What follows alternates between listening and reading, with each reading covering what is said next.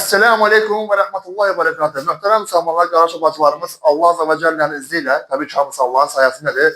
Ve birçok kardeşlerin vasıtaçılığıyla elhamdülillah Ramazan ayının son günü fitr zekatı inşallah paylaşacağız. Yani erzak paketlerimizde ne mevcutdur kardeşlar? Yakından zahmet olması. Bakın, gündelik istifadə olan erzaklardır mesela için. Et məhsullarıdır mesela için. Qarabaşaq yarmasıdır veya duru yağ, pesok ve diğer məhsulları inşallah paylaşacağız.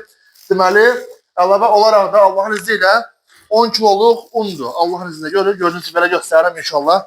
Baxın, deməli, Balakan şəhərində müəyyən qədər çalıştığımız qədər ehtiyac sahibi ailələrə bunları paylayacağıq və Allah'ın izniyle əlbəttə ki, hər şey Allah'ın izniylədir və mümkün qədər çalışacaq ki, bugün ərzində bunları yekunlaşdıraq və bayram namazına qədər siz də bizə müraciət edə bilərsiniz.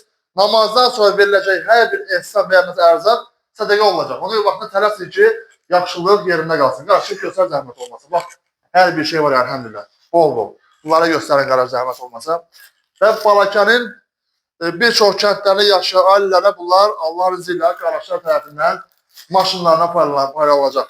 Allah'ın izniyle bakın, avtomobillərimiz doldu. İnşallah kəndlərə paylayacağıq. Allah'ın izniyle belə də göstərim. Bu işte əməyə keçən hər bir qardaşa, bacıya, anaya, əmiyə Allah bərəkat versin. Keçirim buranı göstərək inşallah.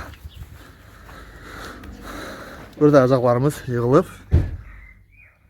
Təxmini olaraq 60 nəfərlik ailəyə inşallah bugün ərzaq paylanılacaq.